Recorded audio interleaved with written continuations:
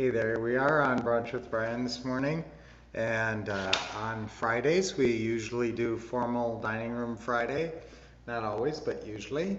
And so we come on over into the formal dining room, and today I'm going to talk about setting up your weekend. I think Thursday and Friday are the best days to set up yourself for a successful weekend. So much real estate happens on the weekend. That's, a lot of times when you can get a hold of people. When it gets later in the year and the sun goes down earlier, when it gets dark at 6 o'clock, sometimes it's hard to see a house in the light. So a lot of times things get arranged for Saturday, and a lot of times the best time to set those appointments are Thursday night and Friday. So I would like you to set a calling time. No, I don't want to wreck your Friday, and maybe you really like your Fridays and you got a big things and you're all TGIF and everything. Well, then do it Thursday. Okay, Thursday or Friday, you should have a 1 or 2 hour calling session where you're calling for sale by owners and you're calling realtors and you're setting up yourself for success over the weekend. So if you can have an appointment for 10 o'clock Saturday morning to go see a house. Now, even if you don't have anything right now, I want you to go in Zillow, and how hard is it going to be to find a listed property? Okay, find some listed property. If something that's under 200, maybe even 80 to 150. Now I have my formulas. Anything under 80, I want you to get 1.5%. Okay, I have a formula. Okay, now the formula normally is rent equals 1% of value. So it's a pretty simple formula. Rent equals 1% of value. Now that does not apply in the $300,000 and $400,000 range of houses. Normally you do not get $3,000 or $4,000 a month rent for houses that are $300,000 or $400,000. But this should apply maybe in your area, or maybe you got a boots on the ground person. A lot of times that can just be a realtor. Okay, so but you want to find an area where you can buy properties for between 80,000 and one range, 80,000 to 150, and then with that 1% rule. So if the house is a $140,000 house, it's going to rent for $1,400 a month. That's the 1% rule. Now, if that works, you will generally be able to find lots of good cash flowing properties in that area.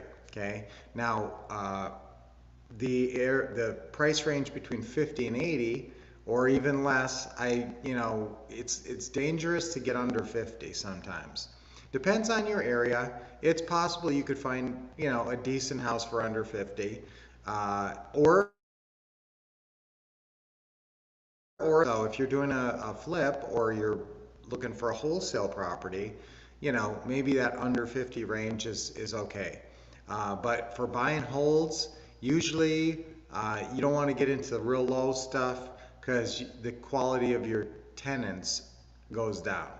So you want to, I like that 80,000 to 150, but we just bought a house for 50, and it's one of the best deals we ever did. So you never know where the deal's going to be. If you can get a $500 positive cash flow, I mean, that's what we're looking for. And on sometimes you can get a payment of about $400 and you can make like $900.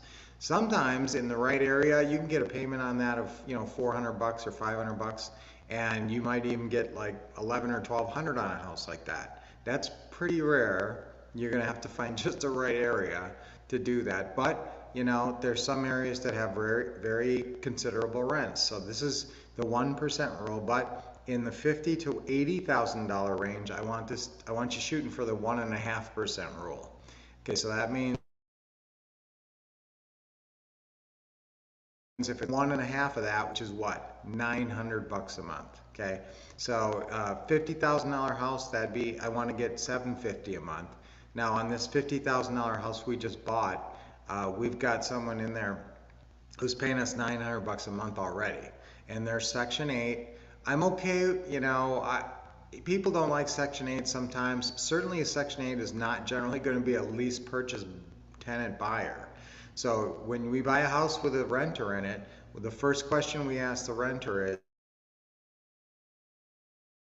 is, hey, would you be interested in a rent to own? Obviously you're renting it. Would you be interested in owning it? Okay. So if they say, sure, that'd be awesome, then you say, okay, well, usually on our rent to own programs, we'll take a non-refundable option deposit. That gives you the option to purchase the price at this price for 1 year. Okay. And after that, that money doesn't go away. Whenever you buy, that money will go to. So that's how, and then you sometimes raise the rent. Okay, now on this one we just bought, they're paying $900 a month. Okay, that gives us a really nice cash flow. But the rentals estimate on that place is like 1,200. I think it's 1,199. And so that obviously makes me think, okay, we can definitely raise this rent, and we are going to. So, you know, we asked her about that. We asked the renter about that, and we asked her if she'd be interested in owning it. And initially she said, yeah, I think I would be interested in owning it. And now she's kind of vacillating a little bit when it comes down to picking up a $3,000 non-refundable option deposit. So we'll see what happens on that one. And she said she could go to $1,000 a month. But you know, we could probably get $1,200 a month. So she's a month by month tenant, so, and not a tenant buyer. And so that sometimes happens, guys. Sometimes when you buy a house with a tenant in it, they end up moving out. Okay, you end up actually asking them, giving them a 30-day notice to move out. You know, it's you know, not perfect situation, but there's, you know, you can, you know, you can't take care of the whole world. Okay, so you got to do. I'm bad at, I will admit that I'm bad at this. That I do try to take care of the whole world, and I do try to take care of every customer like they're gold. And you know, what do you do in that situation, right? I mean, somebody is obviously paying less than what you could get. They don't want to do a long-term lease purchase, and so really that's not your exit strategy. So sometimes, you know, you don't like to make the hard calls, but I just give Lynette those.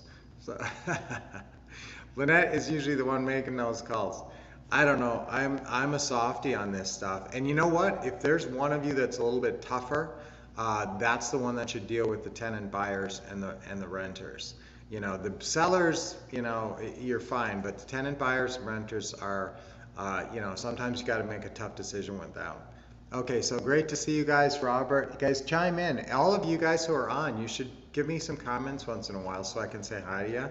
I often see Christy and Caleb and Robert, so hi you guys. And you know, I can only see your Facebook comments, so if you're making comments on YouTube, I don't actually see those live here. So guys, another great, so today was all about getting a great weekend, having a great weekend by setting it up with some calling time on Thursday and Friday.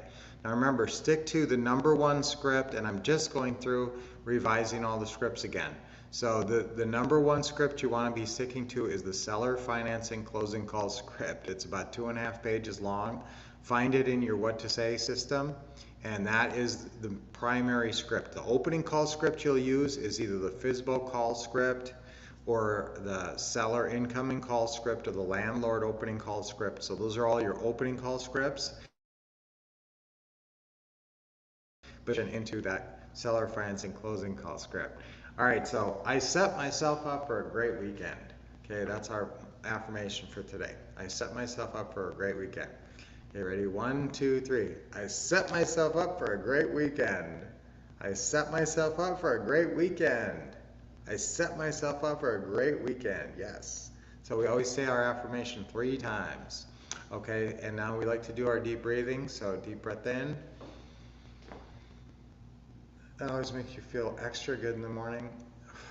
You should do this several times during the day. It always refreshes your body. Your body will thank you. Deep breath in. And your mind too. Your mind is very refreshed by oxygenation. Okay, let's, one more deep breath.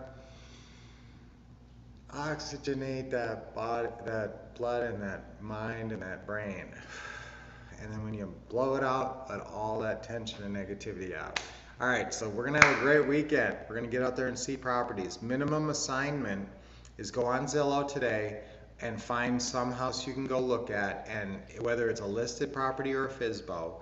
And if it's a FSBO, call up and set up an appointment And if they aren't interested in terms, maybe you don't want to go on that, but at least set an appointment with an agent. I want you to see a house this weekend, one way or another, and for sure you can go and set up an appointment with an agent. Even if you can't find a tasty FSBO, I know there's listed properties that are in that range that we talk about that you can go and check out this weekend and start to build your realtor contacts. Having a good realtor network brings you deals. So that's really a key. They're out there in touch with the market. We've got an agent right now who just found us a seller financing deal. Her name is Nicole. She just brought it to us yesterday. She knows we're looking for properties where we can get monthly payments. So she talked to one of her sellers, and it looks like it's going to be a great deal. So we're seeing that property today, and that was brought to us through an agent. Now, are we going to have to pay her a commission? Yeah, so I've got to pay her a few grand. I've got a deal that I'm going to make $50,000 or $100,000 off of. So is it worth it to pay the realtor? Yes, it is. So go see some properties this weekend. Yes, yes, yes. All right, until I see you next on Monday, and it's a great weekend. Everything is going great, so I hope I see you on Monday. Until I see you then. Hey, hi Wayne. Hi Mike. Great to see you. Great to see you, everybody, and I'll see you on Monday. Until then, keep expecting success, getting awesome training, and of course,